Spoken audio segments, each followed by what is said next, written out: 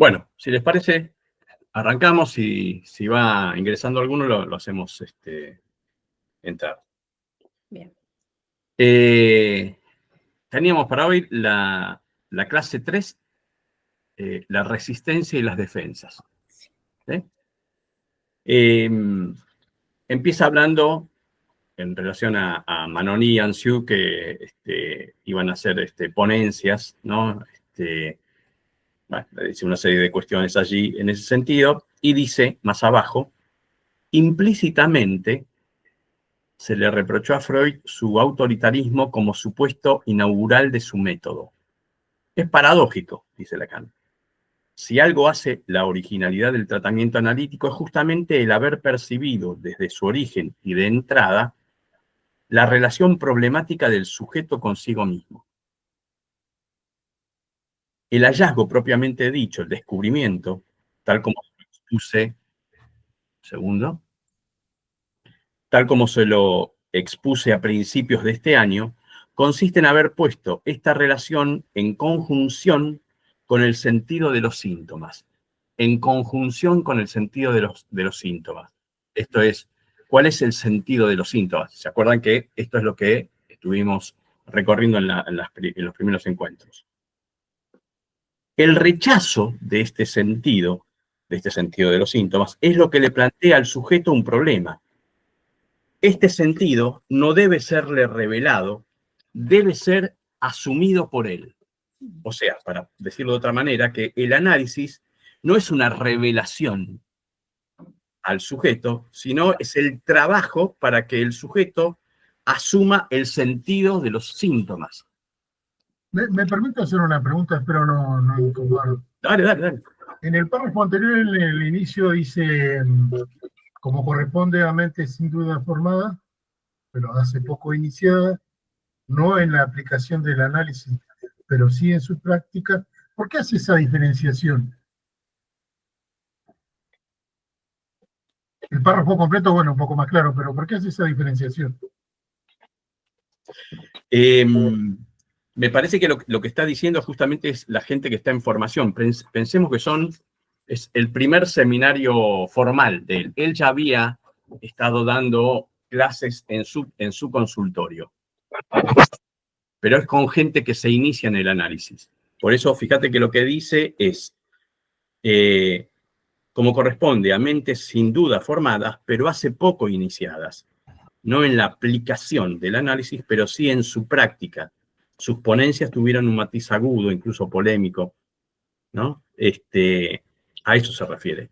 Sí, me refería también, por ahí me surgía la inquietud por el tema de que dice en la aplicación, pero sí en su práctica, no en la aplicación. ¿Por qué hace esa diferenciación entre aplicación y práctica? Eso me llamó la atención nada más. Está bueno porque, a ver, yo pensaba, por ejemplo, ahora lo estoy pensando porque no había puesto el foco sobre eso, pero digo, en la aplicación, digamos, no en la aplicación, digamos, poco iniciadas, no en la aplicación del análisis, pero sí en su práctica, ¿no? Pensaba, por ejemplo, un analizante que después empieza a generar él, digamos, como analista, ¿no? Y me parece que ese es un movimiento, lo estoy pensando ahora a partir de lo que vos estás diciendo, Alberto, en el sentido de que primero el analista se encuentra consigo mismo. El primer lugar de ubicación, de encontrarse un analista en su propio análisis, podríamos decir. No en la formación que puede tener. Digo, hagamos al revés, tiene una gran lectura psicoanalítica, pero no se analiza, ¿no? Entiendo por ahí. Por ahí se puede pensar de otra manera, pero está bueno, digamos, poder... Gracias. Decía, entonces... Sí, dale. Que no se podría pensar como la aplicación del análisis, el analizar la teoría, el leer la teoría, la formación desde la teoría, pero no la práctica de esa teoría, que sería la práctica analítica. Bien. ¿no? Sí, sí, sí, sí. Sí, sí. Sí, exacto. Sí. Decía, iba por esto, el rechazo de este sentido es lo que le plantea al sujeto un problema.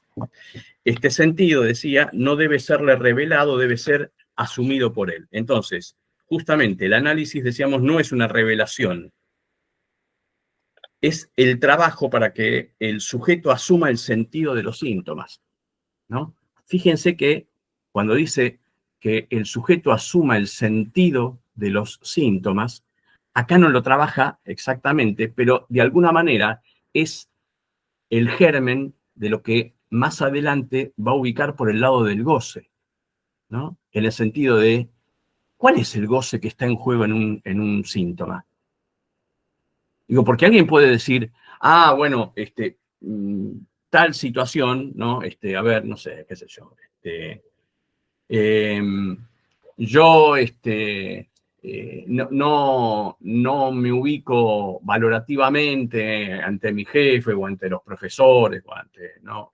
Figuras de autoridad porque mi padre tal y tal cosa, ¿no? Entonces uno podría decir, bien, uno encuentra allí una relación en cuanto a la repetición de una escena, de una estructura dada, ¿no? De manera repetitiva. Ahora, ¿por qué se repite? Para decirlo de otra manera, si el sujeto lo vive con disgusto y sabe de esa situación, ¿no? Porque alguien puede decir, ¿no? Que pasa muchas veces en un análisis, donde alguien puede decir, sí, yo sé eso, pero igual me pasa, ¿no? Por lo tanto, si igual pasa, hay algo ahí en el orden de la repetición que tiene que ver con un goce que está en juego, ¿no? Si el sujeto no está advertido del goce que está en juego, y advertido es justamente esto en el sentido que lo dice Lacan, ¿no? Hay algo allí en el orden de eso que se le juega al sujeto que no lo toca, y no lo toca en el cuerpo. Ahora vemos más adelante por qué hablo de la cuestión del cuerpo. ¿Se entiende lo que estoy diciendo en relación al goce? Digo, si hay algo que está atravesando un síntoma, es un goce, ¿no? De ese goce es, como dice Lacan, asumir el sentido de los síntomas. Ese goce que está en juego. Porque si no, el psicoanálisis sería simplemente un ejercicio intelectual. Ah, bueno, me pasa esto por tal y tal cosa. Por eso, perdón, hola, entré recién. Eh, por eso quizás, supongo, o es que muchas veces por más que sepamos qué es lo que nos está pasando, eh, no nos podemos correr o no podemos salir de ese lugar, porque justamente es el gozo el que nos hace estar ahí, ¿no? Y sí, ¿sí? Eso que insiste y que no podemos salir. Desde lo elemental, ¿no? Digo, si alguien la pasa mal, la pasa para el culo con una situación repetitiva, ¿por qué no lo suelta? ¿Por qué no lo suelta? ¿No? Hay algo, evidentemente, allí que tiene que ver no con una lógica racional, sino que va por otro lado. Seguimos. Por eso el psicoanálisis es una técnica que respeta a la persona humana. Página 54, que vos estabas preguntando. Tal como hoy la entendemos luego de habernos dado cuenta que la misma tenía su valor, que no solo la respeta, sino que no puede funcionar sino respetándola, ¿no? Entonces, estamos, acuérdense, arrancando de lo que se había dicho implícitamente como un reproche a Freud por su autoritarismo. Entonces, lo que está diciendo Lacan dice, bueno, justamente todo lo contrario, ¿no? Porque lo que hay allí es el respeto al otro. Aquí podríamos decir que está dicho de una manera generalizada, porque uno podría decir, bueno, sí, otras prácticas también respetan al ser humano, ¿no? Pero, en la medida en que avancemos, veamos por qué está diciendo esto. Sería entonces paradójico colocar en primer plano la idea de que la técnica analítica tiene como objetivo forzar la resistencia del sujeto. Esto no quiere decir que el problema no se plantee en absoluto. O sea, no es forzando la resistencia del sujeto que uno puede atravesar eso, ¿no? ¿Acaso no sabemos en efecto que hoy en día hay analistas que no dan ni un paso en el tratamiento sin enseñar a sus alumnos a preguntarse siempre en relación al paciente qué habrá inventado como defensa esta vez?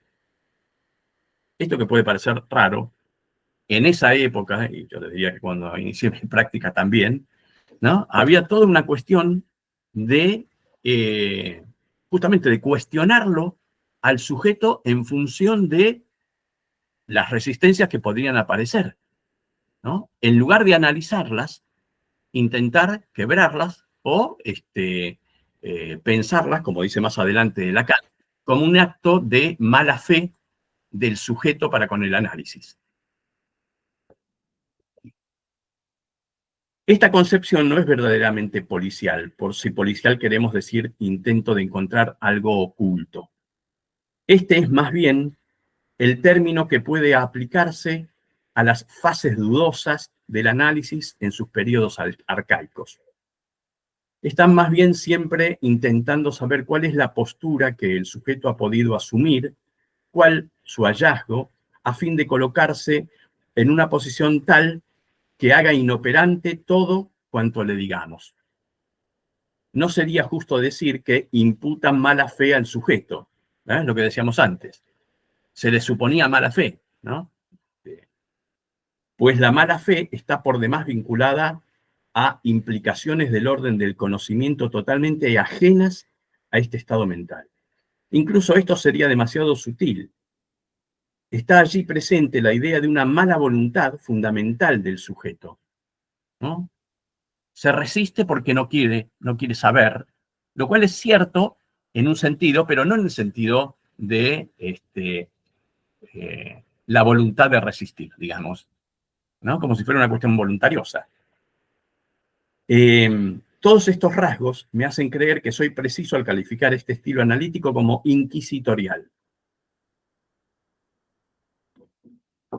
Para ubicarnos en tiempo y forma, como dirían los abogados, en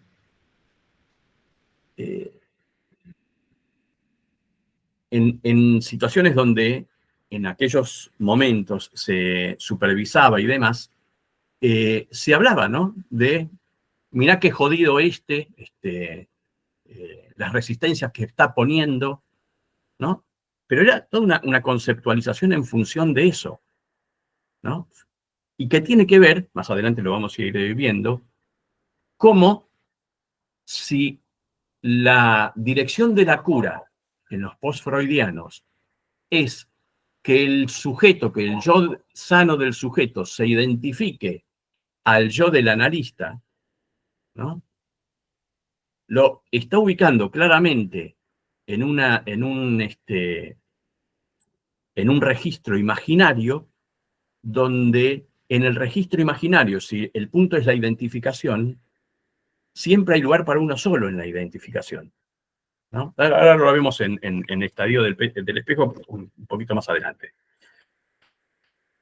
Antes de entrar en tema, voy a tomar como ejemplo el artículo de Annie Reich sobre la contratransferencia, aparecido en el primer número de 1951 de la revista de Psicoanálisis Internacional.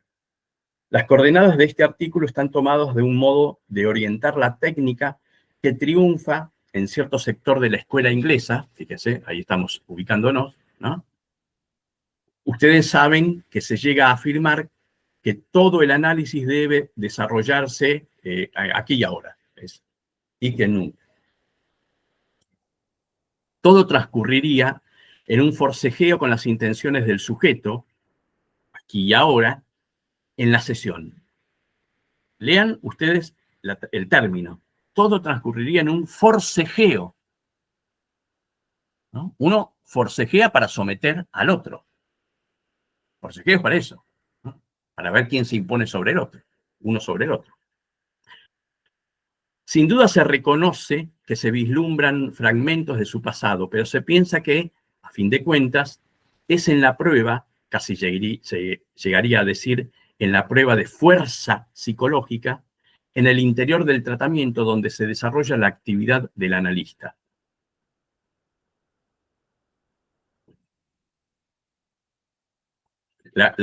Digamos, el forzamiento sería que el sujeto reconozca aquí y ahora las intenciones de su discurso. Ah, usted me está diciendo esto por tal y tal cosa. La interpretación que hace el analista en esa conceptualización justamente es en función de la contratransferencia, de lo que siente el analista. Para estos autores... Sí, dale. Ahí no se daría la asociación libre como la trabajamos nosotros. Justamente el sujeto no podría pensar al escucharse qué es lo que le está pasando, ¿no? O cuando interviene el analista, cuando intervenimos, que él, digamos, pueda darse cuenta de qué es lo que dijo, cómo y cuándo, por qué. Acá era aparente, por lo que entiendo, que el otro te decía hasta lo que tenías que hacer y lo que hiciste mal y por qué lo hiciste mal, ¿no? Exactamente. Digo, hay algo allí que queda interceptado. Digamos, si uno le pide al paciente que asocie libremente, ¿no? Hay algo de esa libertad que queda interceptada por la intervención misma del analista. ¿No? Por eso, de esa época, digo para poder ubicar también determinadas cosas que se terminan convirtiendo en cliché.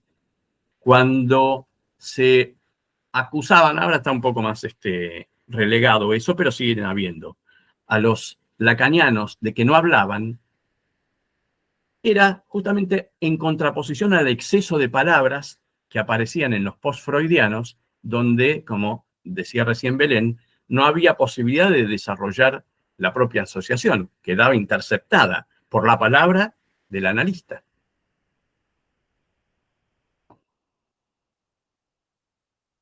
Para estos autores, para Annie Reich, nada tiene importancia salvo el reconocimiento por parte del sujeto, aquí y ahora, de las intenciones de su discurso. Esto que decíamos antes. ¿No? Y sus intenciones solo tienen valor en su alcance, aquí y ahora, en la interlocución presente. El sujeto puede relatar sus encontronazos con el tendero o con el peluquero, pero en realidad lo hace para insultar y molestar a quien se dirige, es decir, al analista. Usted me está diciendo todo esto en realidad porque está insultando al peluquero, porque en realidad tiene bronca conmigo por tal y tal razón. ¿Eh? Algo de verdad hay en esto, pero basta la más mínima experiencia de la vida conyugal para saber que siempre hay cierta reivindicación implícita en el hecho de que uno de los cónyuges le cuente al otro lo que le ha molestado durante el día, más bien que lo contrario. Pero puede también reflejar la inquietud por informarle algún suceso importante que desea que conozca. Ambos aspectos son ciertos. Se trata de saber cuál de ellos debemos destacar, ¿no? Digo, en función de eso, si todo lo vamos a interpretar por, a partir de las sensaciones aquí y ahora contratransferenciales del analista, lo que no hay posibilidades de poder pensar, ¿por qué me está diciendo esto? ¿Qué está en juego en este sujeto para que me esté contando esto? ¿No? O como decíamos antes, ¿cuál es el goce que está en juego en esto que me está contando? Si lo quieren ustedes más abarcativamente. ¿No? Perdón, también creo que tiene que ver cuando recibimos padres de niños pequeños enojados porque vienen de un pasar de diferentes profesionales y ese enojo no es contra nosotros, pero muchas veces, bueno, tenemos que nosotros estar bien posicionados para saber eso, Si no, ahí se daría, me parece, esto también, ¿no? Sí, sí. Bueno, justamente, si uno se queda enganchado en el eje imaginario, ¿se acuerda que los otros días habíamos trabajado sobre el eje simbólico, el eje imaginario? Si uno se queda enganchado en el eje imaginario, lo que está haciendo en ese sentido es justamente reforzando la cuestión resistencial del paciente. Uno está alimentando eso. Por eso es muy importante estar advertidos de jamás entrar en ese juego de forcejeo, como decía antes Lacan, porque lo que se pone en juego en el forcejeo es la relación de yo a yo. Y ahí se pierde el analista. ¿No? Se pierde el analista y se pierde el análisis. ¿No? Sigo. Las cosas van, a veces, más lejos, como lo muestra esta historia que Annie Reich relata. Algunos datos están alterados, pero todo hace pensar que se trata de un análisis didáctico. Para los que no lo tienen presente, el análisis didáctico es algo que se daba y se sigue dando en la IPA, en la seccional argentina sería la APA, ¿no? Donde analistas que quieren llegar a ser analistas toman un análisis didáctico para su formación. ¿No? Dice, algunos datos están alterados, pero todo hace pensar que este caso del cual relata Annie Reich, se trata de un análisis didáctico, en todo caso del análisis de alguien cuyo campo de actividad es muy cercano al psicoanálisis. El analizado fue invitado a dar una disertación en la radio sobre un tema que interesa profundamente al analista, a su analista. Son cosas que pasan, dice Lacan. Sucede que esta intervención radiofónica se realizó algunos días después de la muerte de la madre del analizado. Ahora bien, todo indica que la susodicha madre juega un papel extremadamente importante en las fijaciones del paciente, a pesar de estar sumamente afectado por este duelo, sigue cumpliendo con sus obligaciones de modo particularmente brillante. Llega a la sesión siguiente en un estado de estupor rayano con la confusión, ¿no? Digo, da esa conferencia en la radio y cuando llega posteriormente a eso, a su análisis, llega en un estado de confusión. No solo no se le puede sacar nada, sino que lo que dice sorprende por su incoordinación. La analista temerariamente interpreta: usted está en este estado porque piensa que estoy muy resentida por el éxito que acaba de obtener el otro día en la radio, hablando de ese tema que, como usted sabe, me interesa en primer término a mí. Chupate esta mandarina. ¿No? Digo, esto es lo que lee. ¿Ah? Sí. Esa es la interpretación del analista. Nada menos, dice Lacan. La continuación de esta observación muestra que, tras esta interpretación choque, que no dejó de producir cierto efecto, ya que después de ella el sujeto se recobró instantáneamente, el sujeto necesitó por lo menos un año para restablecerse. ¿No? A ver, decíamos esta cuestión de una interpretación que va del yo al yo. Para eso es necesario poder pensar en cuestiones en torno al estadio del espejo. A ver, aquí saqué un cuadrito, como para que se pueda ver, espero que se vea. ¿Se logra ver? ¿Sí? Bueno, en el estadio del espejo, el niño en cuestión, que es este, ve reflejado su propio reflejo en el espejo, ¿no? Con lo cual, ese niño que inicialmente no está constituida su unión corporal, su unidad corporal, por eso lo hice, como ven ustedes, ¿no? Punteado, encuentra su unidad a partir de lo que él asume como su propio cuerpo en el espejo, o sea, en la imagen. Por eso, cuando Lacan habla de A', esto me costó un tiempito entenderlo porque yo lo quería que era al revés. El A no es el niño, el A es la imagen que constituye al A'. ¿Mm? Por eso, de ahí, en ese sentido, deviene esta frase de yo es otro. Yo es otro. ¿Mm? Ese otro le da consistencia y unidad al cuerpo del niño. Piensen ustedes, seguramente ustedes ya lo saben, pero esa incoordinación corporal que el bebé tiene se debe a la prematuración con la cual nace el cachorro humano. ¿Mm? No tiene una maduración del sistema nervioso en general, ni central ni periférico, ¿no? Eso se debe a que lo que no está madurado es la mielina. La mielina es lo que recubren los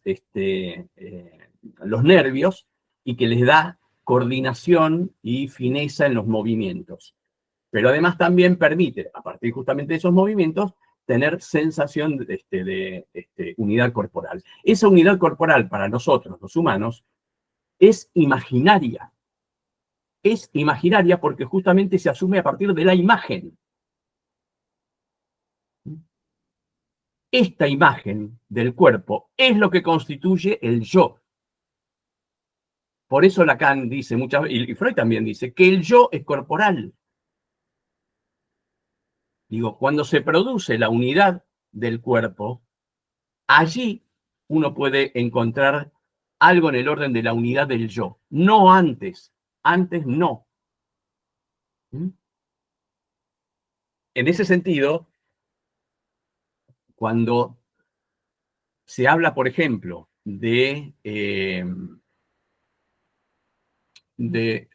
¿hola?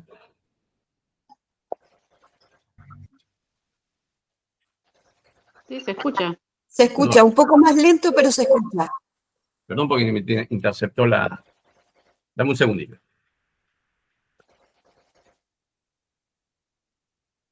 Decíamos que... ¿me siguen? Perdón porque me entró una llamada y me interceptó el... Sí, se oye bien. Sí, Se oye. sí, acá seguía todo igual. ¿Cómo? Sí, seguía todo igual. Acá no. Acá no. Bueno, digo, por eso cuando uno piensa en el sentido de la consistencia en ser, ¿no? Para nosotros, la consistencia en ser, para los seres humanos, es consistencia imaginaria siempre. Es imaginaria.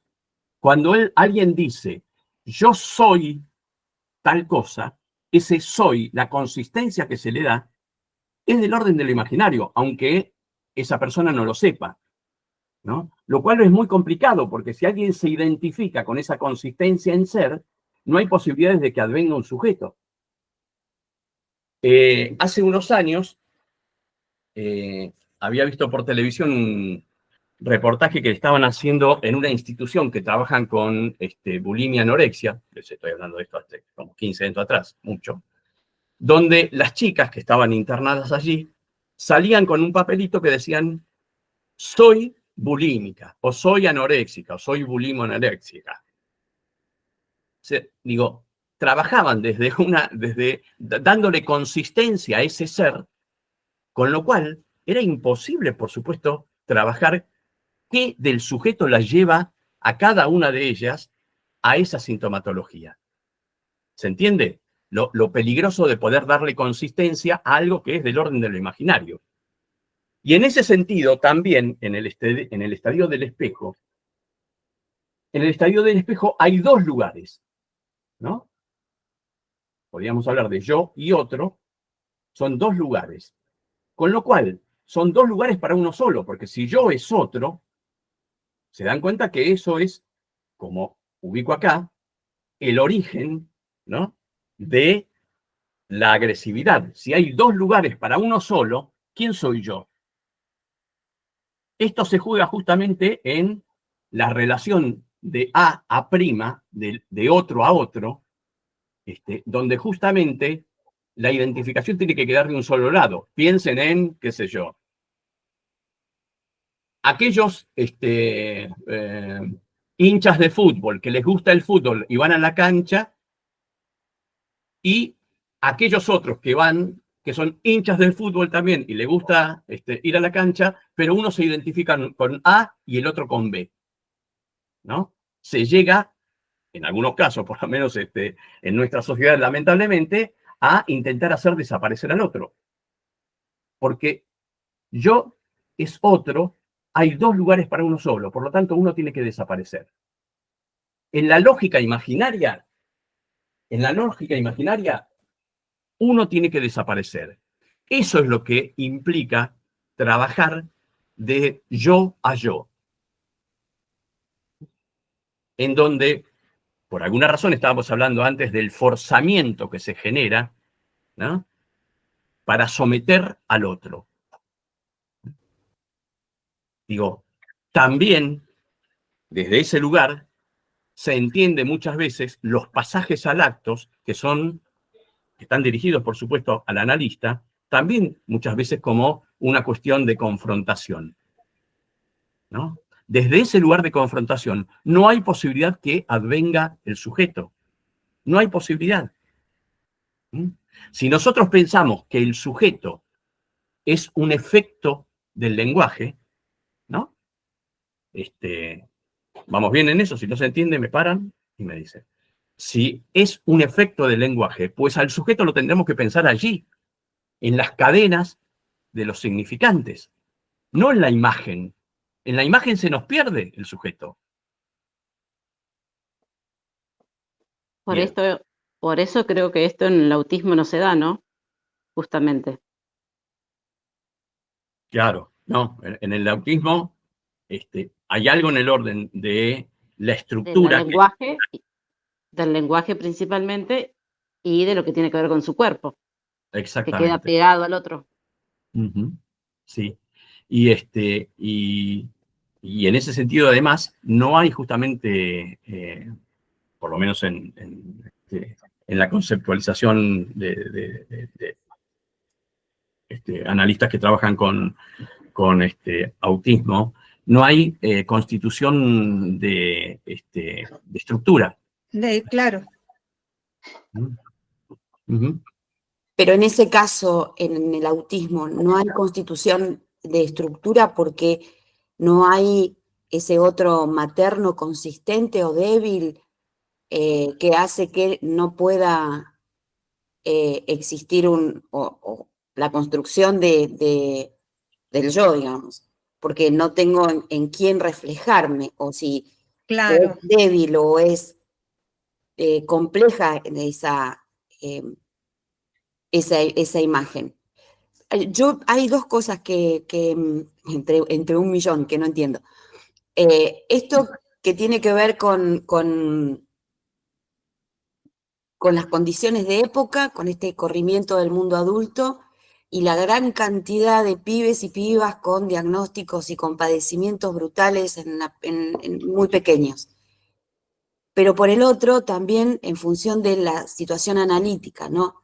Cuando el analista también hace por la responsabilidad del análisis, pensaba mientras hablaba, porque si el analista en algún punto la pifia o introduce algo del orden de lo imaginario, queda pegado y terminan en una confrontación, es una pérdida enorme y puede llevarse puesto años de análisis ahí, ¿no? Ujú. Sí, sí. Porque Sí, deja de existir un analista.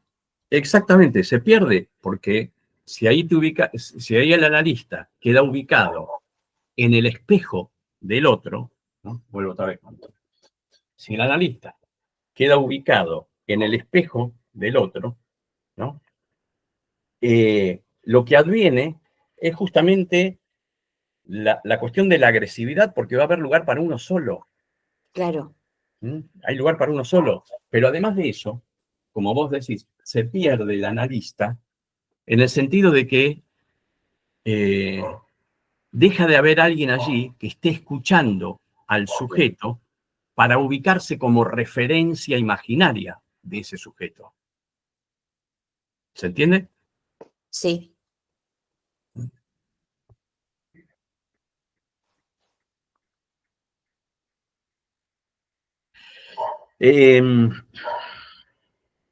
Seguimos.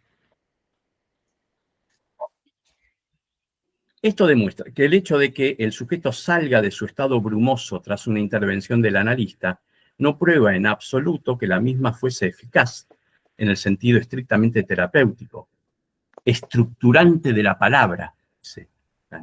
Es decir, que ella fuese en el análisis verdadera, al revés. Cuando Lacan habla de verdadera, implica que toca a la verdad del sujeto. ¿Qué es la verdad del sujeto?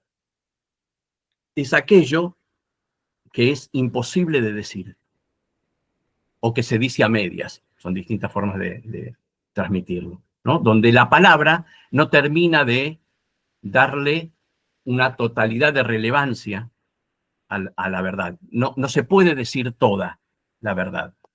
¿Mm? No porque se mienta, sino porque es imposible de decir. Es, de alguna manera, lo que en otro momento habíamos visto de esto.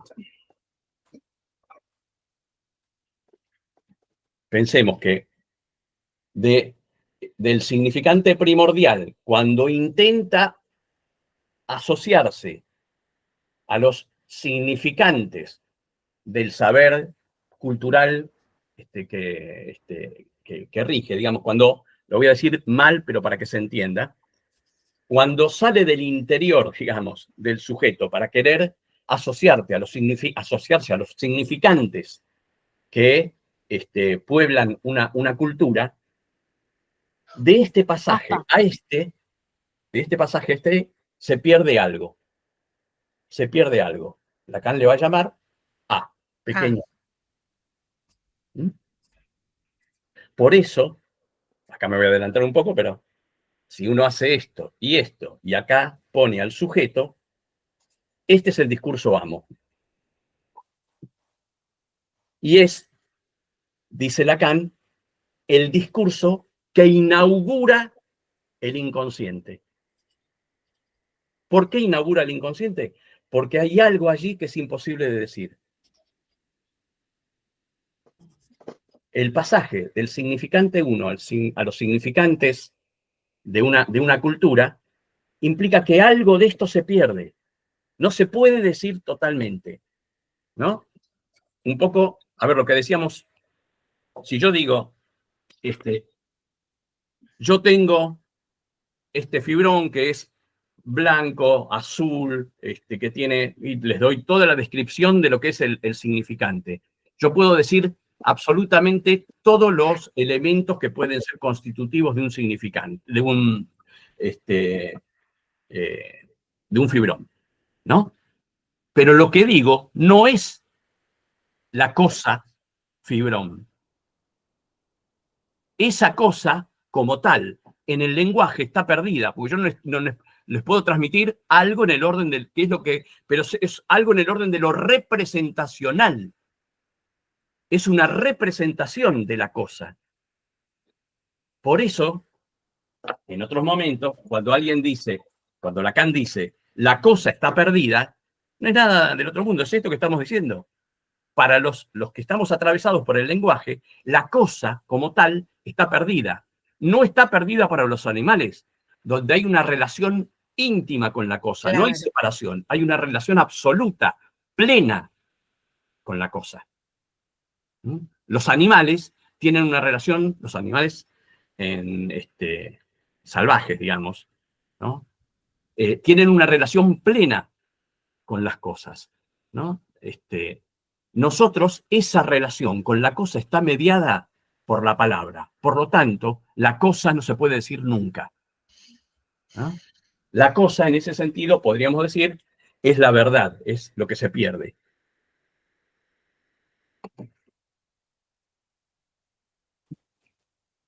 Bien. Que no me acuerdo por dónde íbamos.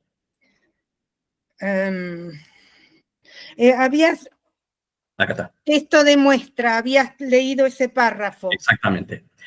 Annie Reich devolvió al sujeto el sentido de la unidad de su yo. Escuchen lo que está diciendo. Annie Reich devolvió al sujeto el sentido de la unidad de su yo. ¿Por qué está diciendo eso? ¿Por qué esa intervención le devuelve la unidad de su yo? No Porque sé. ella le dijo lo que debía hacer. Digo, ella le habla desde su interpretación contratransferencial. Ella le habla desde su yo. Claro, Sí, especular, de yo a yo. ¿No? particular. Entonces, si es de yo a yo, lo que estás convocando es el yo del otro Claro. en el espejo. ¿Sí? Entonces, Annie Reich le devolvió al sujeto el sentido de la unidad de su yo. Este sale bruscamente de la confusión en que estaba diciéndose: he aquí alguien que me recuerda que, en efecto, somos todos lobos entre lobos y que estamos vivos. ¿No? Esto es, lo ubica Annie Reich a su analizante en el espejo donde efectivamente estamos todos contra todos. Vos me estás diciendo eso porque estás en contra mío. ¿Mm? Por lo tanto, ese momento de confusión, que podríamos decir que sería precioso para el análisis, porque justamente está conmovido el sujeto, ¿no? Para poder avanzar sobre eso, queda sellado, ¿no? Le devuelve otra vez la unidad yoica, ¿no? Es decir, no, está, ¿no? Digo, entonces, arranca, el efecto es instantáneo, dice. Es imposible en la experiencia analítica considerar el cambio de estilo del sujeto como prueba de la justeza de una interpretación. No tiene que ver la validación de una interpretación, efectivamente, con el cambio de estilo del sujeto, ¿no? Uno podría decir, porque interpretación no es todo lo que uno como analista interpreta, sino lo que tiene efecto interpretativo. Un analista puede decir un montón de cosas en una sesión, pero aquellas que son interpretaciones son muy pocas. ¿Por qué? Porque son aquellas que tocan al sujeto. ¿Y a qué toca? ¿Qué cosa toca del sujeto? La verdad del sujeto. Eso es imposible de decir. Lo toca. Los otros días, Miguel Calvano hablaba justamente de la resonancia de las palabras y fundamentalmente de la interpretación, ¿no? Hay algo que resuena en el sujeto, incluso en el cuerpo del sujeto. Este sujeto estaba en estado de confusión, con lo cual algo resonaba en ese sujeto, pero queda sellado, lo sella la analista.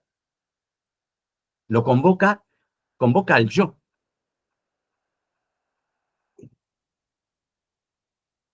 Considero que lo que prueba la justeza de una interpretación, dice Lacan, es que el sujeto traiga un material que la confirme. Claro.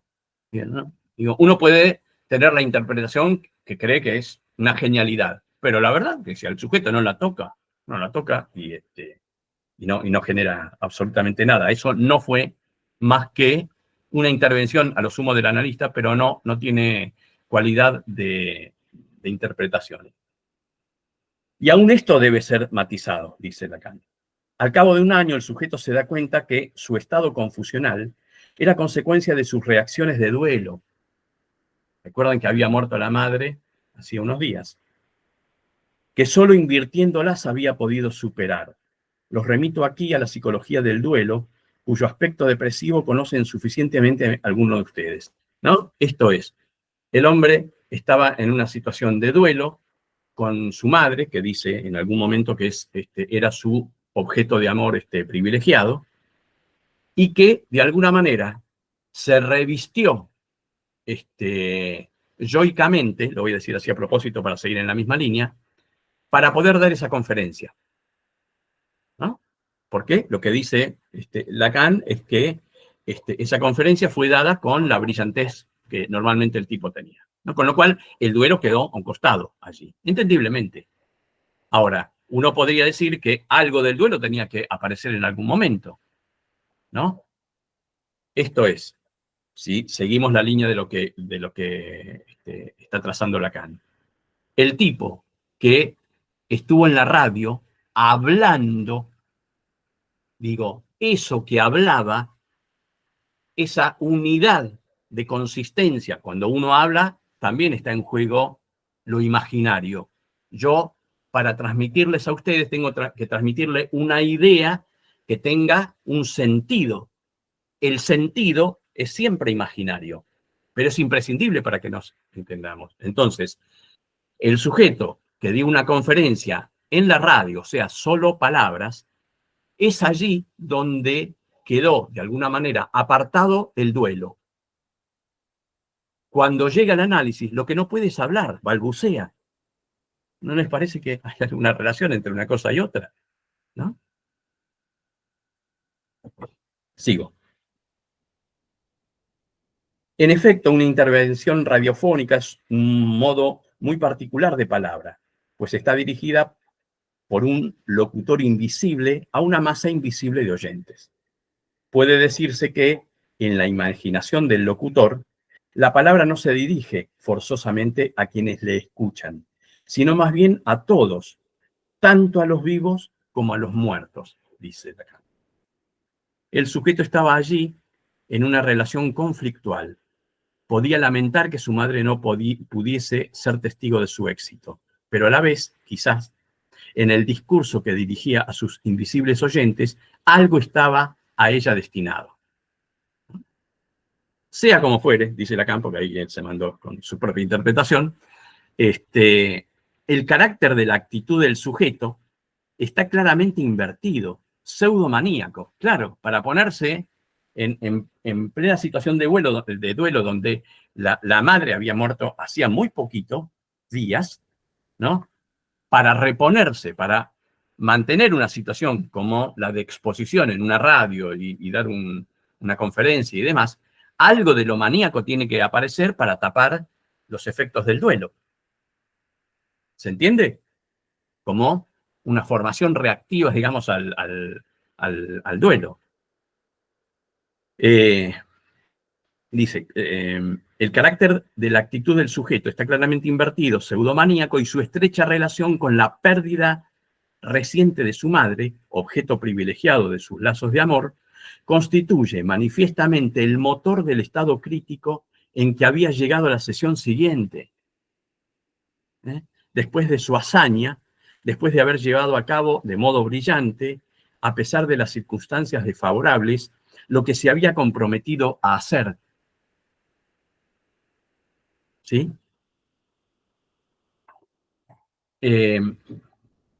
Hace un tiempo escuchaba a una actriz,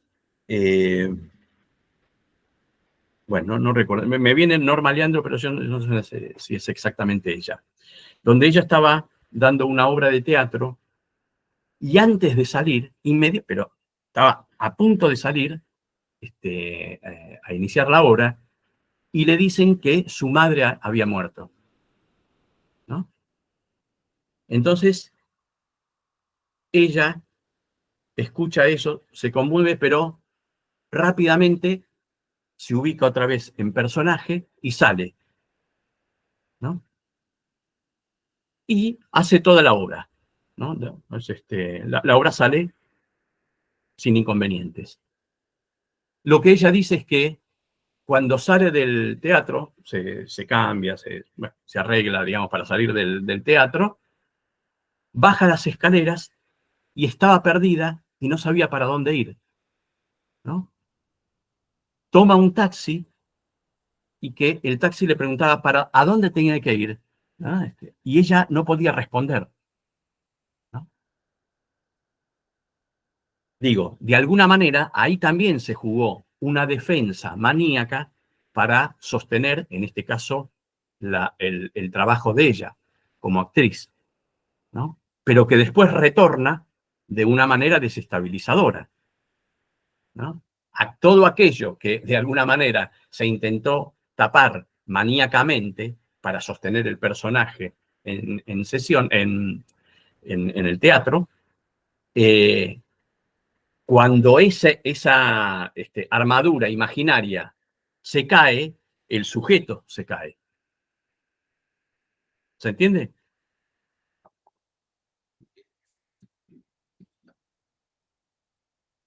De este modo, la misma Annie Reich, que, sin embargo, está lejos de sustentar una actitud crítica ante este estilo de intervención, atestigua que la interpretación fundada en la significación intencional del acto del discurso en el momento presente de la sesión está sometida a las numerosas contingencias que el eventual compromiso del ego del analista implica. Lo vuelvo a decir. La interpretación fundada en la significación intencional, en lo que ella le dice al paciente, ¿no? Esa interpretación está sometida, dice, a las numerosas contingencias que el eventual compromiso del yo del analista implica.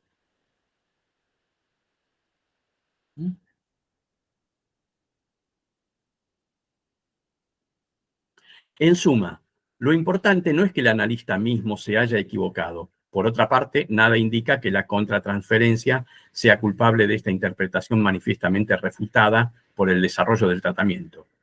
Que el sujeto haya experimentado los sentimientos que le imputaba la analista, no solo podemos admitirlo, sino que es incluso por demás probable. Pero esa no es la cuestión. No interesa eso. Porque justamente cuestiones donde el analista es convocado al espejo, como yo, hay un montón, ¿no? A ver, usted me dijo los otros días tal cosa y finalmente no es eso. No importa si es verdad o no lo que le dijo el analista, pero lo está, uno podría decirle, no, pero yo no te dije esto, ¿no? Y ahí te estás metiendo en el espejo del otro, porque ahí respondes de yo a yo, ¿no? En ese punto es necesario poder correrse para poder leer qué es lo que está transmitiendo el sujeto.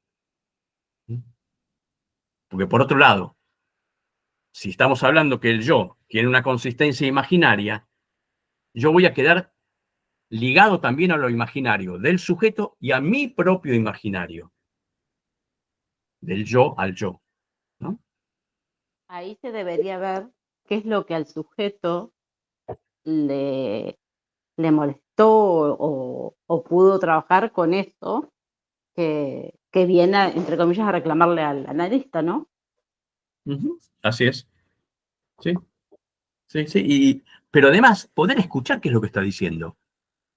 Porque si no, es como suponer que los significantes tienen un único sentido, una única significación.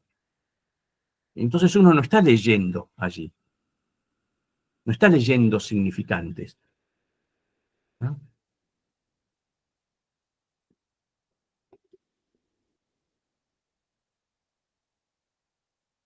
Hay un ejemplo de Cardoso que siempre me pareció muy interesante, que es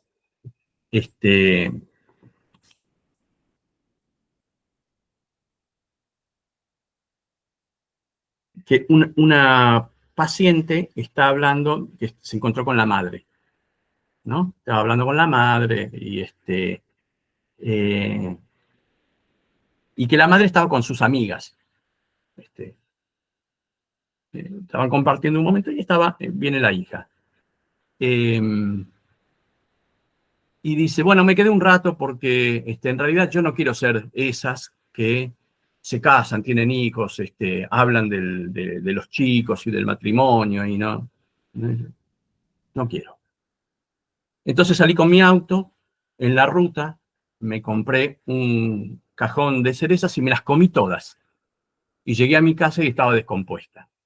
Entonces el analista podría quedarse con la cuestión del sentido, pero trabaja sobre el significante. Y dice, parece que entre ser esas y cerezas hay un cajón, ¿no? Digo, en ese sentido, hay algo de la intervención del analista que apunta al significante. El analista no sabe qué es lo que está diciendo. Simplemente está ubicando algo en el orden del significante, que no es del significado.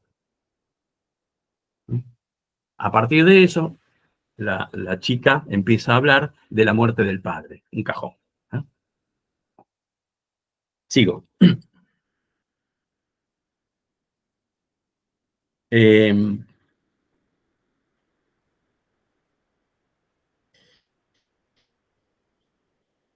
Que el único sujeto analizante, el analista, haya experimentado incluso sentimientos de celos, tenerlo en cuenta de modo oportuno para guiarse por ellos cual una aguja indicadora más, es asunto suyo. Dice. Nunca dijimos que el analista jamás debe experimentar sentimientos frente a su paciente, pero debe saber no solo no ceder a ellos, ponerlos en su lugar, sino usarlos adecuadamente en su técnica, ¿no? Esto es poder preguntarse, che, ¿qué de lo mío hay en esto que me da bronca que me está diciendo el paciente? ¿No? En este caso es porque el analista creyó su obligación buscar primero en el aquí y ahora la razón de la actitud del paciente, que la encontró allí donde, sin duda alguna, algo efectivamente existía en el campo intersubjetivo entre los dos personajes. Intersubjetivo entre los dos personajes. Está bien ubicado para saberlo, ya que en efecto experimentaba un sentimiento de hostilidad o al menos de irritación ante el éxito de su paciente. Lo grave es que se haya creído autorizada por una determinada técnica a usarlo de entrada y de modo directo. ¿Qué opongo a esto? Intentaré ahora indicárselos. Dice, el analista se cree aquí autorizado a hacer lo que llamaría una interpretación de ego a ego, de yo a yo, de igual a igual. Podríamos decir de A a prima, como estamos viendo en el estadio del espejo.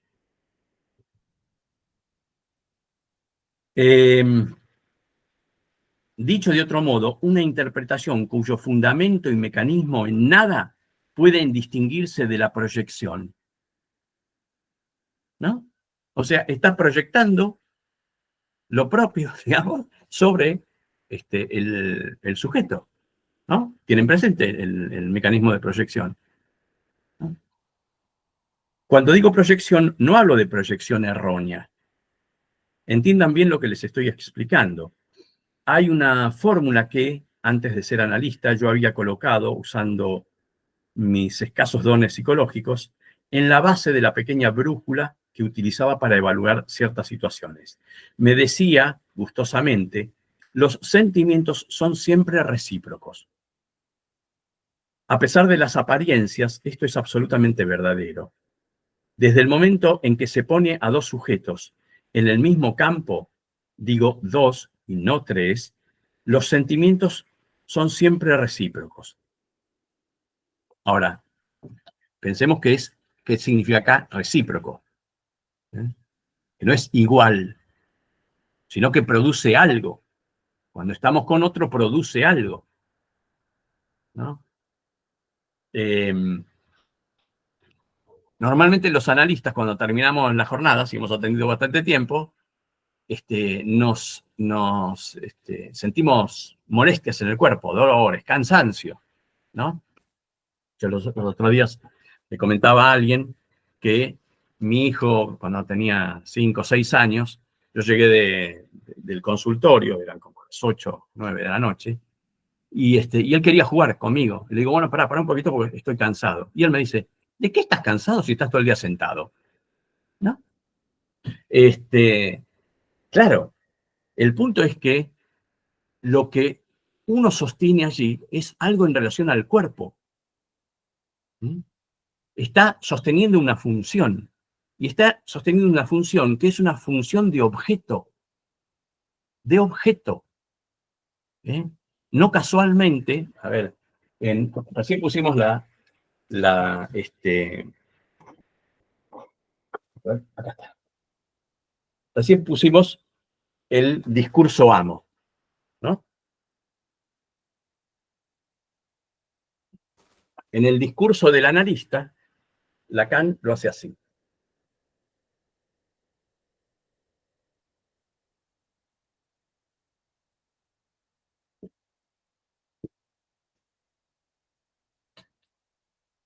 Donde el analista, en función de objeto, intenta dividir al sujeto. ¿No? ¿Qué significa dividir al sujeto? Que entre el enunciado y la enunciación hay una diferencia. Entre el que está diciendo y qué es lo que está diciendo hay una diferencia. ¿No? Entre no quiero cerezas y me comí un cajón de cerezas, ¿no? Está diciendo algo que el sujeto no sabe que está diciendo. Entonces, por eso el analista está como un objeto, por eso está el objeto A, como objeto que causa al analizante. ¿No? Eso implica que efectivamente está implicado, pero está implicado en otro lugar, desde una función que es distinta. Es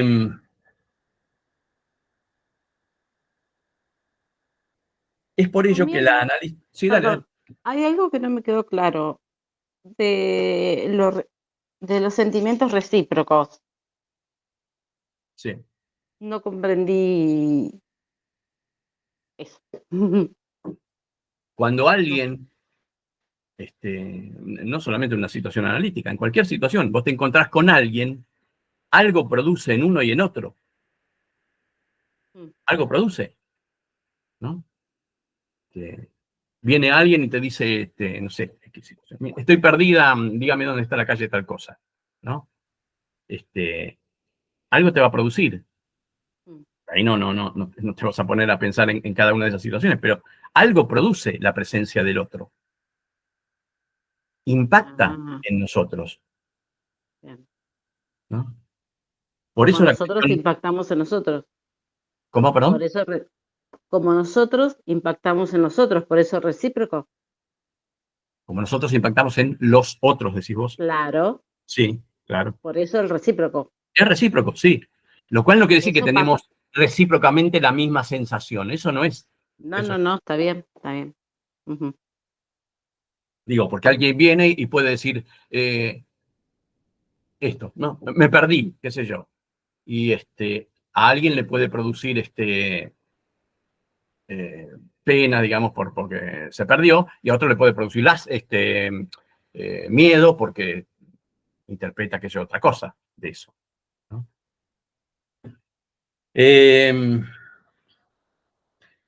Sigo. Es por ello que la analista tenía buenas razones para pensar que, ya que ella tenía esos sentimientos, los sentimientos correspondientes podían ser evocados en el otro. La prueba está en que el otro los aceptó perfectamente. Bastaría que la analista le dijese, usted es hostil, pues piensa que estoy irritada con usted, para que este sentimiento se estableciese. Entonces, virtualmente, el sentimiento ya estaba allí, pues para que exista bastaba encender una chispita. El sujeto tenía buenas razones para aceptar la interpretación de Annie Reich, sencillamente porque en una relación tan íntima como la que existe entre el analizado y analista, él estaba lo suficientemente al tanto de los sentimientos del analista como para ser inducido a algo simétrico. La cuestión es saber si esta manera de comprender el análisis de las defensas no nos conduce a una técnica que engendra casi obligatoriamente cierto tipo de error. Un error que no es tal, un error anterior a lo verdadero y lo falso. Hay interpretaciones que son tan justas y verdaderas, tan obligatoriamente justas y verdaderas, que no se puede afirmar si responden o no a una verdad. De todos modos, serán verificadas.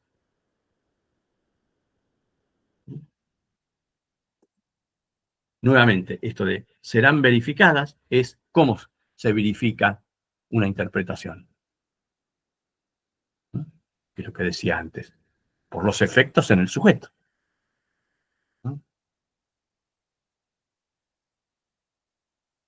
Dice, conviene abstenerse a esta interpretación de la defensa que llamo de yo a yo, fuera cual fuese su eventual valor.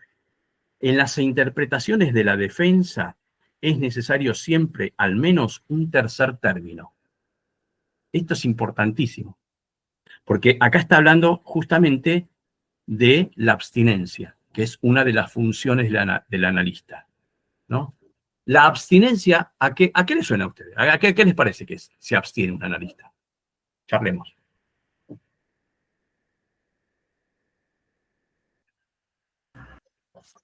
De todo lo que se viene desarrollando ahora es principalmente de abstenerse de los prejuicios propios, o lo que menciona acá en el propio yo, que es lo más difícil sería.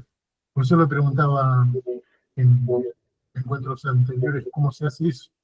Uno se puede abstener de emitir un juicio, pero no de las emociones. Bien, ¿qué más le parece?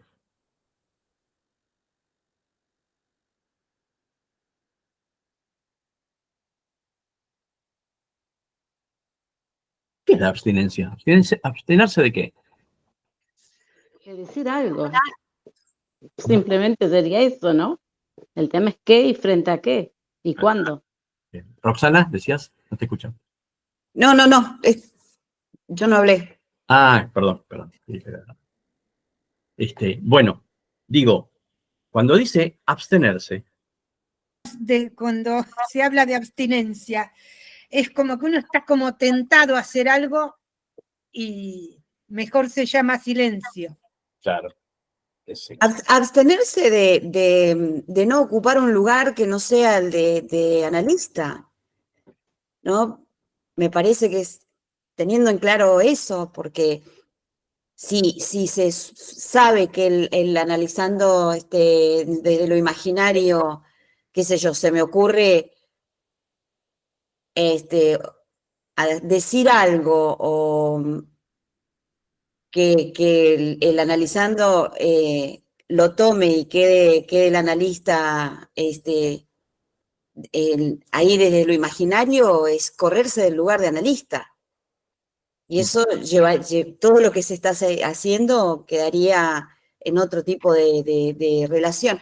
Hay un chiste que vengo observando en las redes bastante, que es un analista, que es cuando se va el paciente, habla con otro y dice, me da ganas de decirle, mira, tiramos un colchoncito y te venís a casa, porque pobre tipo, mirá todo lo que le está pasando.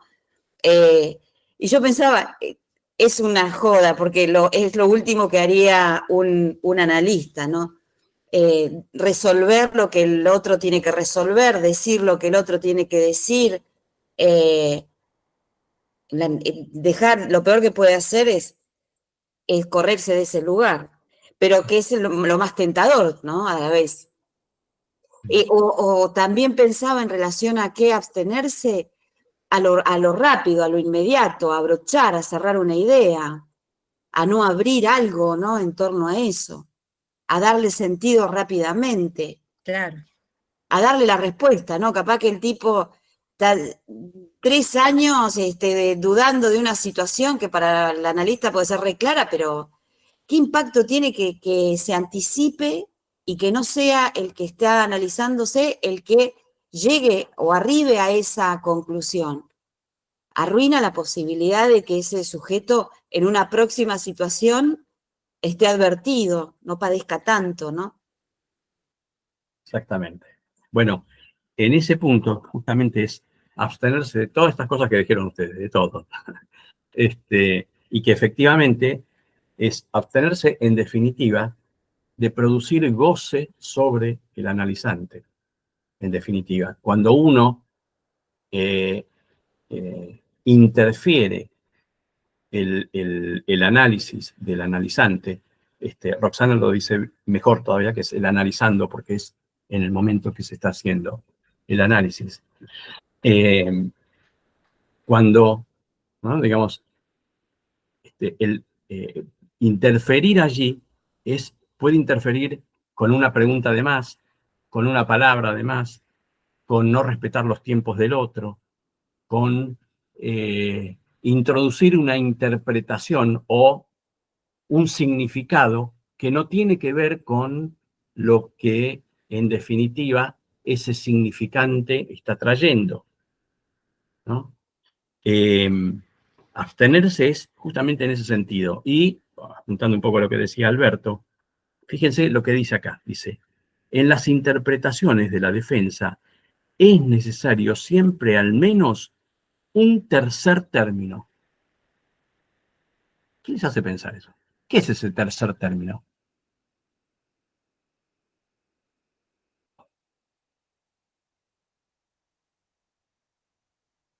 ¿No? Porque si no, queda el arbitrio o el de uno o el del otro. Si es lo que le parece a uno o lo que le parece al otro, estamos nuevamente entrando en el eje imaginario. Inconsciente. ¿Eh? El inconsciente, el deseo, podemos hablar, el goce. Digo, aquello que efectivamente tiene que ver de estar advertido de eso. Por eso es imprescindible que el analista se haya analizado o se esté analizando, ¿no?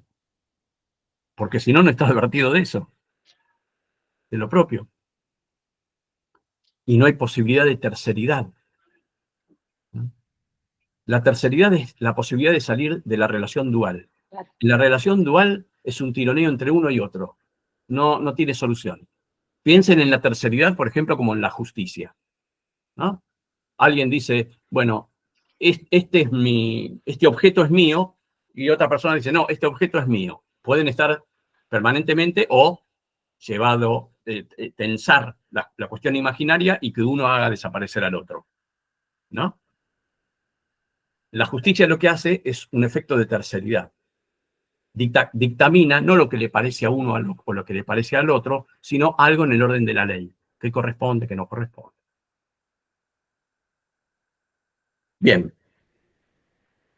De hecho, hacen falta más, espero poder demostrárselo. Por hoy me limito a plantear el problema. Sigo. Es tarde, cierto, tarde, con lo cual no vamos a terminar el capítulo. Por ello no podemos adelantar tanto como hubiera querido en el problema de las relaciones entre la resistencia y las defensas. Sin embargo, quisiera en este sentido darles algunas indicaciones. Después de haber escuchado las exposiciones de Manonet y Ansieux y de haberles mostrado los peligros que implica una cierta técnica del análisis de las defensas, creo necesario plantear algunos principios.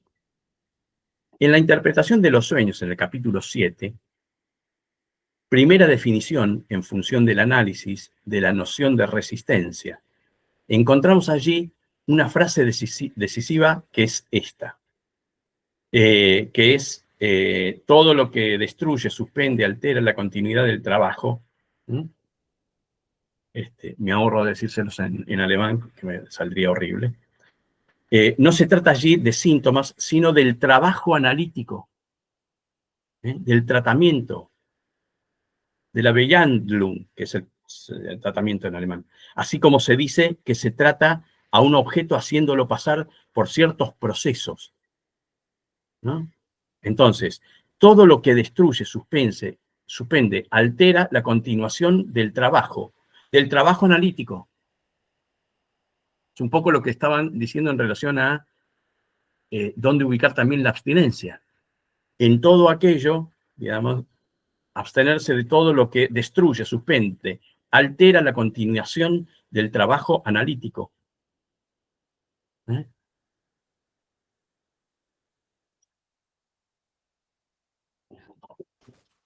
Todo aquello que destruye el progreso de la labor analítica es una resistencia. ¿Qué les hace pensar? Hablando de resistencia. Si todo lo que destruye el progreso de la labor analítica es una resistencia, ¿de quién es la resistencia? De la persona que se está analizando. Del analista. El analista. Es del analista, ¿no? Más adelante va a decir, toda resistencia es del analista. Es del analista, es cierto. No porque no haya resistencia en el sujeto, por supuesto que sí, ¿no? Pero eso es parte del trabajo analítico, Claro. ¿no? Es como si, qué sé yo, un traumatólogo diga, este viene con una fractura, ¿no? Sí, claro, es tu laburo, tenés que solucionar la fractura, ¿no? Entonces, es como si nosotros dijéramos, este viene con resistencia. Sí, claro, ¿no? Es así. Ahora, es parte de lo que tenemos que trabajar. El problema no es esa resistencia, es la nuestra, a no escuchar, a no poder escuchar, ¿no? A interferir, como dice Lacan, en el trabajo analítico. Porque el que interfiere en el trabajo analítico es el propio analista. Desgraciadamente en francés esto ha sido traducido así. Todo obstáculo a la interpretación proviene de la resistencia psíquica. Les señalo este punto que no facilita la tarea a quienes solo tienen la simpática traducción del valiente señor Meyerson. Del mismo estilo es la traducción de todo el párrafo precedente. Esto debe inspirarles una saludable desconfianza respecto a ciertas traducciones de Freud. Esto sirve para el francés y sirve para el español también. Las traducciones son toda una cuestión allí. En la edición alemana hay, como apéndice, una nota a la frase que citaba en la que se discute el siguiente punto. El padre del paciente muere. ¿Es esto acaso una resistencia? ¿Es acaso una resistencia a que siga avanzando un análisis? Aparece lo que aparece, es la vida, qué sé yo, ¿no? No les digo la conclusión de Freud, pero ven ustedes que esta nota muestra la amplitud con que se plantea la cuestión de la resistencia. Pues bien, esta nota ha sido suprimida en la edición francesa.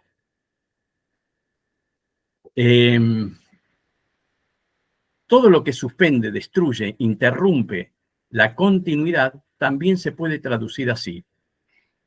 Fortsetzung, ¿no? La continuidad, eso es continuidad. Del tratamiento es una resistencia. Todo lo que suspende, interrumpe la continuidad del tratamiento es una resistencia. Hay que partir de textos como estos, meditarlos un poco, tamizarlos y ver entonces qué surge. En suma, ¿de qué se trata? Se trata de la prosecución del tratamiento, del trabajo analítico,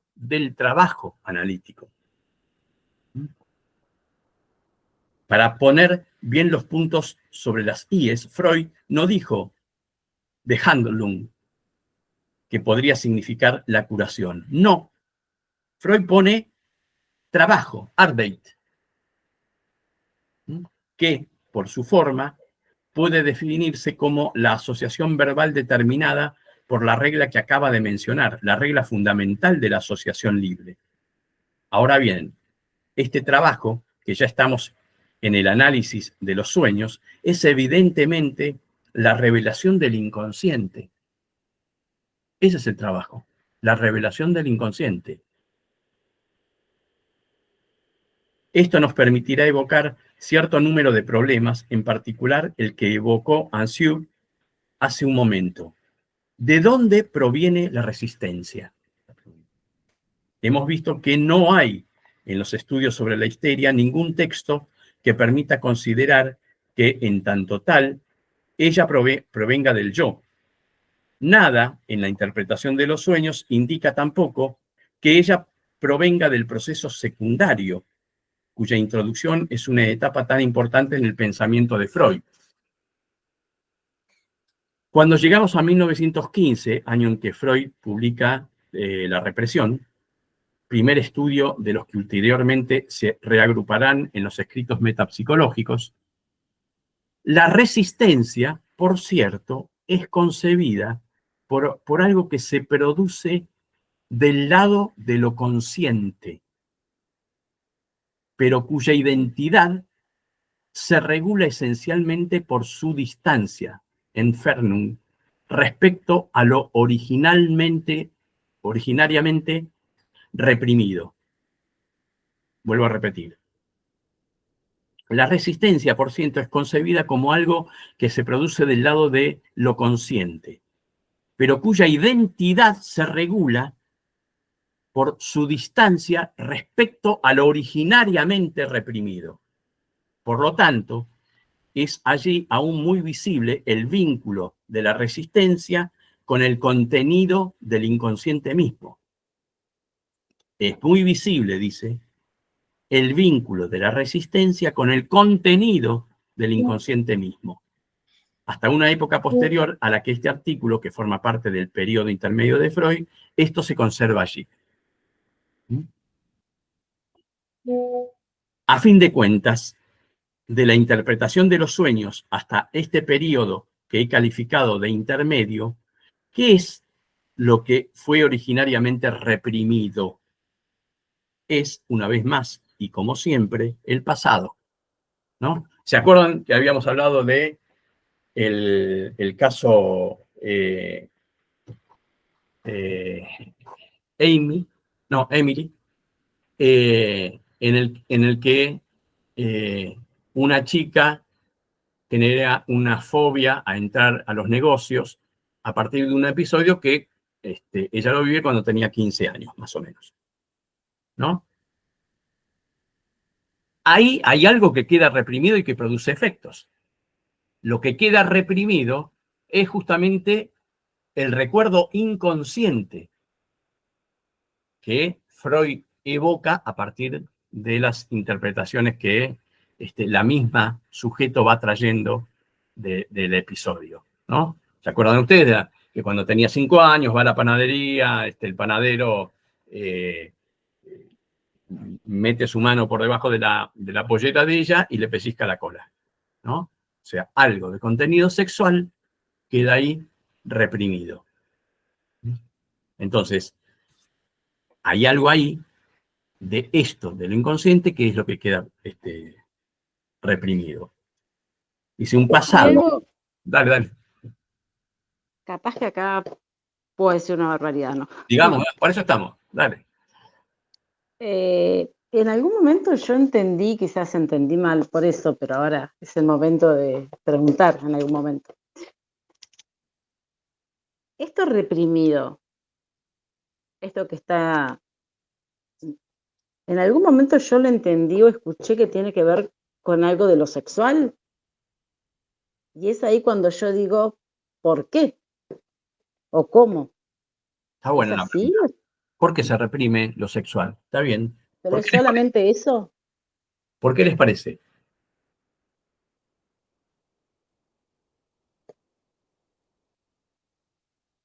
Cuando vos decís es solamente eso, tengamos en cuenta qué concepto de sexualidad tiene Freud, tiene el psicoanálisis.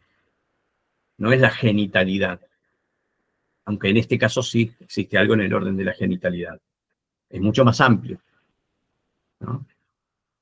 Y que convoca nuevamente, aquí lo tenemos que decir, a la cuestión del goce en juego. ¿Por qué les parece que las cuestiones de la sexualidad, ¿no?, vividas en la infancia, tienen ese efecto?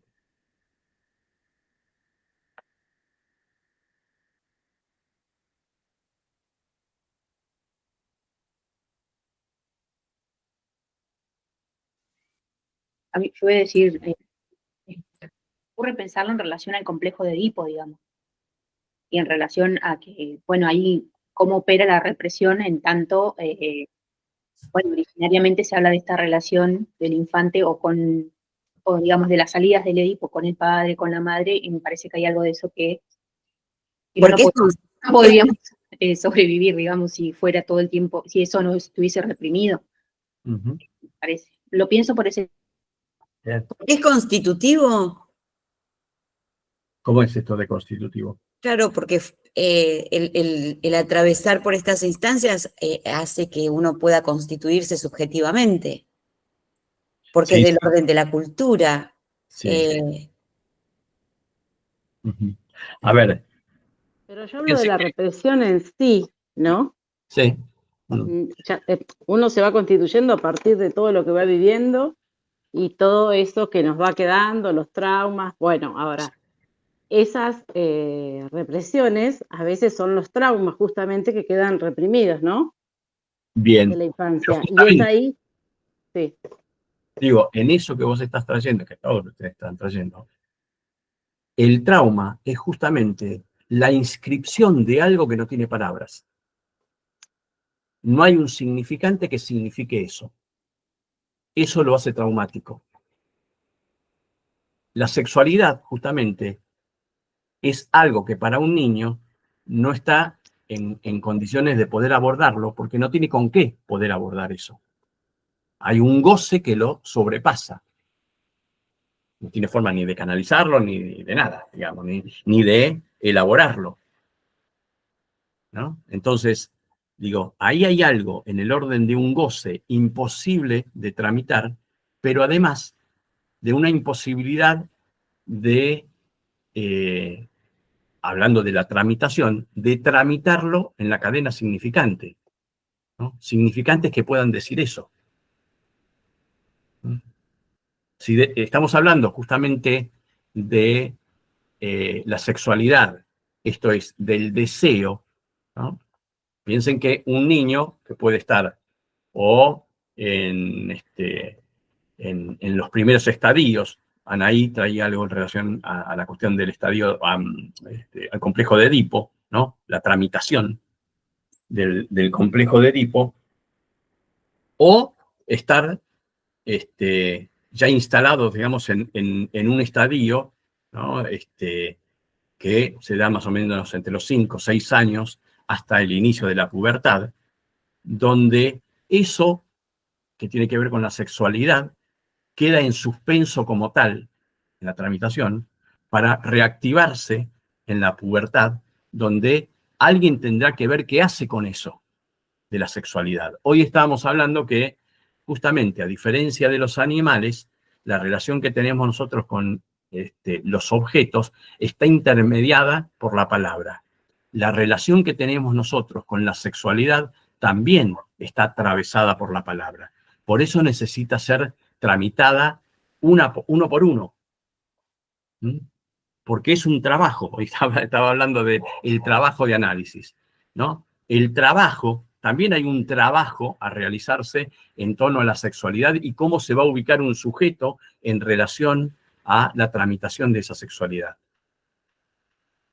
En los niños no hay posibilidad de generar esa tramitación. No están en condiciones. No tienen con qué.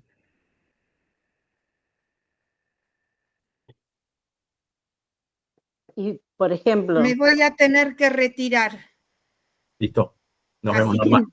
bueno, saludos a todos. Chao. hasta luego. Chao, hasta luego. Sí. Acá en este punto, sé que no tiene relación directa con la lectura, pero es algo que me vengo preguntando respecto a lo que leo permanentemente respecto del abuso sexual contra las infancias, ¿no? Pues leo como frases hechas, esto de es como si se le pegara un tiro al psiquismo, y todo el mundo repite esa frase de Intevi, de Irene Intevi, como si fuera la Biblia, ¿no? La Biblia del Calefón está. Pero realmente el impacto de un abuso sexual contra la infancia en plena Constitución, ¿dónde puedo leer lo que implica? ¿Dónde encuentro más elementos para pensar el impacto que tiene? Me resisto a repetir la frase, ¿no? Perdón, Eva Sí. Giberti, en uno de sus libros, me parece que no recuerdo exactamente el nombre, Ella justamente, yo en su momento, hace unos años, le hice una entrevista en la radio, cuando tenía un espacio sobre abuso sexual y violencia de género. Le hice una entrevista donde ella misma hablaba y explicó y lo dijo así, que para un niño un abuso sexual es como una bala en el psiquismo. Ella lo Sí, dijo. es una frase de Intevi que me tiene realmente cansada, porque Está la bien, leo en pero todos lados y la repiten como un latiguillo que no, justamente lo que hace es que no perdamos la posibilidad de pensar en otras formas, ¿no? Porque parece que todo está dicho ahí. Pero yo me refiero... Ujú. Kiberti lo que quiere decir en ese momento es como que es tan fuerte lo que pasó en ese momento y lo que tramitó ese niño, no sé si lo va a tramitar, perdón, no es la palabra, y lo que le causa, que justamente es así de fuerte, ¿no? La metáfora que Si indica. retornáramos a los textos principales, ¿no? Donde, como para pensar esto en función de la Constitución, ¿por qué genera ese impacto? ¿Por qué el adulto toma como objeto a un niño? Porque ahí no hay una cuestión de satisfacción, es lo que genera ahí es este tomar como objeto a un niño, ¿no? Es el goce del otro, ¿no? ¿Y se puede llamar goce a eso? Lo que Podríamos pensarlo, si eso es goce. Yo creo que el goce es otra cosa, digo pero del adulto. sí, porque ante esta pregunta, ¿por qué esto, por qué tiene este impacto en esa plena constitución? ¿Por qué el niño o la niña toma estos mecanismos como para poder sobrevivir, que es la disociación, ¿no? El irse de la escena. Vemos a veces a pibes jugar en la escuela cuando la tarde anterior han sufrido, por ejemplo, un abuso, pero terminan jugando y uno se queda perplejo ante esa escena de, está jugando a los autitos eh, con lo que vivió, ¿no? ¿Cómo lo soportan? ¿Cómo lo soporta? Sí. Yo creo que justamente el niño a esa edad no tiene noción de lo que le está pasando y lo que le están haciendo, ¿sí? Y más que el adulto, seguramente, se lo hace creer como un juego, como lo que sea. Entonces, un niño de 5, 6 años, 7, exactamente no sabe, hay algo que le molesta seguramente y que lo pone incómodo, pero no se da cuenta que está mal. Me parece a mí, no sé. Sí. A mí me parece que lo que resulta complicado en ese tipo de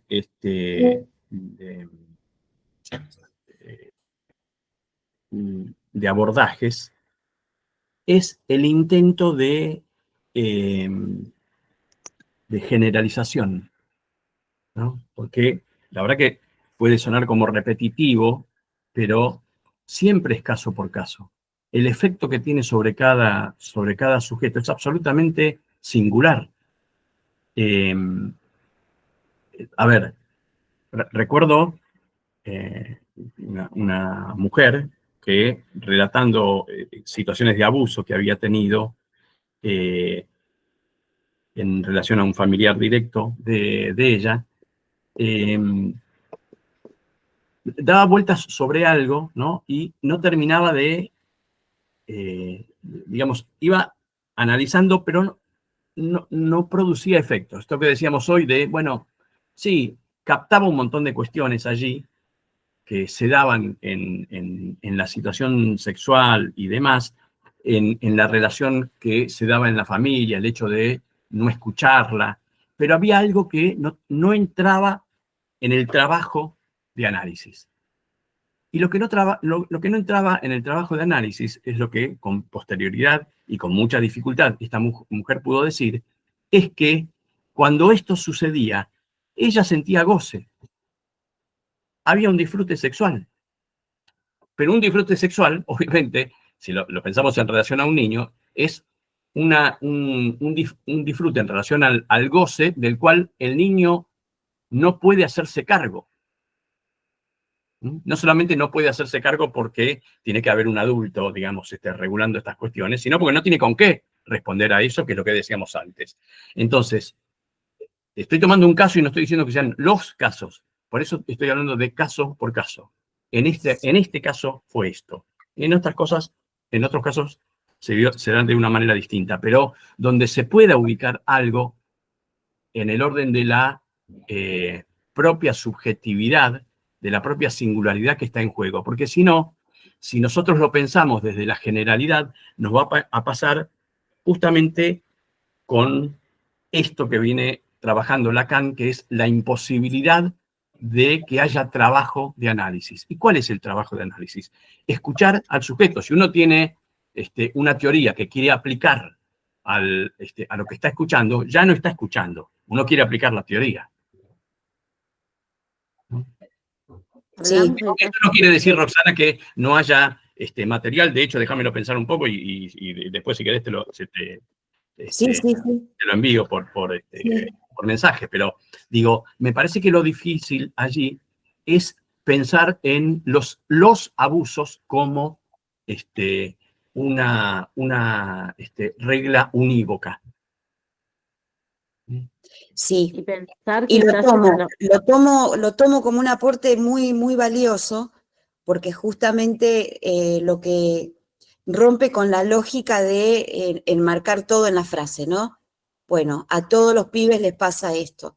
Bueno, yo creo que lo abrumador o lo destructivo en torno a las infancias es esto, al no tener elementos como para poder no defenderse, pero para poder ubicarse en esa escena como un sujeto, es que ahí la diferencia entre el niño o la niña frente a un adulto que lo toma como objeto, pero no de la misma manera ni de manera universal. Pensaba en los dos casos que trabaja Freud, tanto el de Juanito y el de Dora. Dora, que es una... Sí. Y el de Juanito, bueno, la condición, la fobia que se le va generando ante la experiencia que va teniendo. Sí, pero de Juanito, no sé. Juanito genera una fobia en función de, no de ser tomado como objeto, sino como resguardo a un otro materno que se lo morfaba, ¿no? Exactamente, y a una función del nombre del padre ahí enclenque, digamos. Débil, claro, claro. Que no es exactamente... Vos estabas diciendo algo que me parece que es central, ¿no? Que es uno de los elementos, efectivamente, que tienen que ver con el hecho de lo traumático. Y lo traumático es quedar en el lugar de objeto, ¿no? Claro. El otro. Y queda en el lugar de objeto no solamente por la manipulación del adulto, que sí sucede, sino también porque no tiene cómo tramitar eso. No hay un sujeto para tramitar esa situación. Exacto. ¿Mm? Sí. Por eso muchas veces, también es el caso por caso, ese goce que ellos sienten, que no saben a qué se debe, luego lo tratan de tener con otros objetos, ¿sí? Eso también es así. Entonces, ese niño no sabe que eso está mal. Entonces, sigue tratando de sentir eso, que hay un placer a través de lo traumático que es. Sí, pero a ver, en esto que vos decís, no sabe que está mal. Muchas veces, por ejemplo, vuelvo al mismo ejemplo, esta paciente, ¿por qué le costaba encontrarse con diciendo que, bueno, hubo goce de parte de ella? Porque a posteriori ella lo lee como inadecuado. Que es lo que de alguna manera no se permitía, digamos, terminar de decir. Cuando ella puede encontrarse con algo de eso, es de un enorme alivio. ¿Por qué? Porque hay algo ahí del sujeto, no es puro objeto. Pensemos en alguien que quiere analizarse y está permanentemente en una posición de víctima, ¿no? Victimizando, digamos. No porque no tenga razones. Muchos pueden tener razones más que valederas, digamos, ¿no? De sufrir ese lugar de víctima. Ahora, desde el lugar de víctima no se va a poder analizar, porque el que es víctima es un objeto de la decisión de otro. No está en condiciones de poder preguntarse sobre sí, ¿no? El que es víctima es hasta que el victimario no deje de hacer lo que hace o no actúe de tal manera, va a seguir siendo víctima. Por lo tanto, no hay posibilidades de salir de ese lugar. ¿Y qué le pasaría a ese niño entonces que pudo correr si pudo contar a edad temprana qué es lo que le pasaba? ¿Se corrió de ese otro? Habrá que ver caso por caso. Claro, porque si no, No, pero digo, ¿qué le pasa? algo, y no sé, la verdad que no lo sé. No sé, porque eso tiene que ver justamente con cómo se tramita. ¿Cómo se tramita? Estoy insistiendo en la palabra tramitación para seguir el texto, porque... Hay que abstenerse de dar una respuesta ahí. Sí, más bien, porque uno termina, si no dándole una consistencia a algo que es Sí. meramente imaginaria, porque se nos pierde ahí la tramitación singular, y que es por ahí lo más complejo, y para mi punto de vista, lo más precioso del análisis, ¿no? Que es poder encontrar la singularidad, que nada se repite, nada.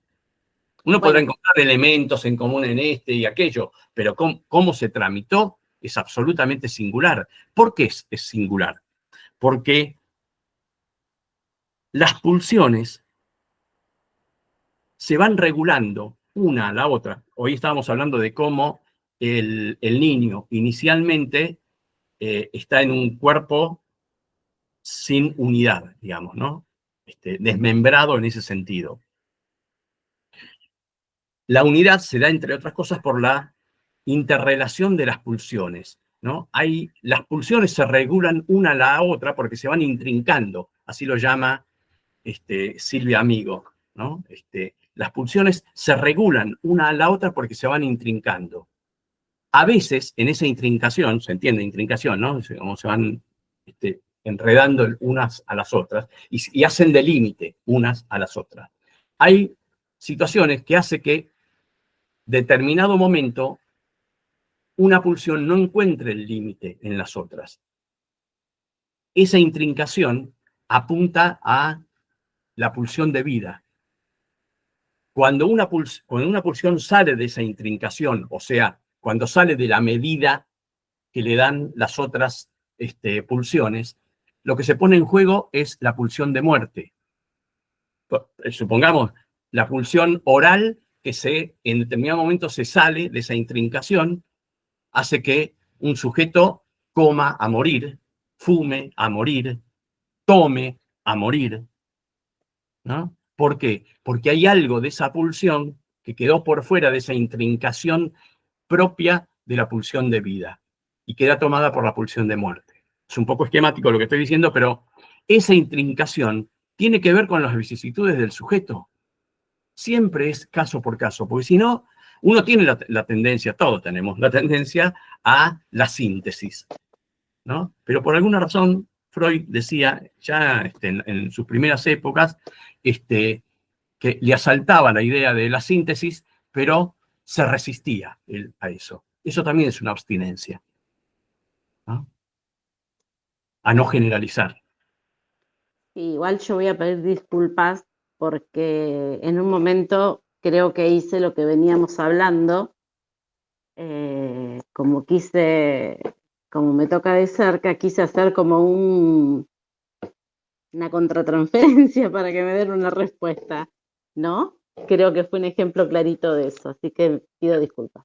No, ¿por qué disculpas? A mí me parece que está bueno lo que traes en el sentido de que si no supondríamos que habría alguien que, sí la tiene clara, entonces va a ser un analista que nunca meta la pata o salga del punto de la abstinencia, o que siempre va a escuchar lo significante que un animal, digamos, ¿no? No se le va a escapar uno. Eso no existe. Por eso el análisis está dentro de lo imposible, lo mismo que gobernar y lo mismo que educar.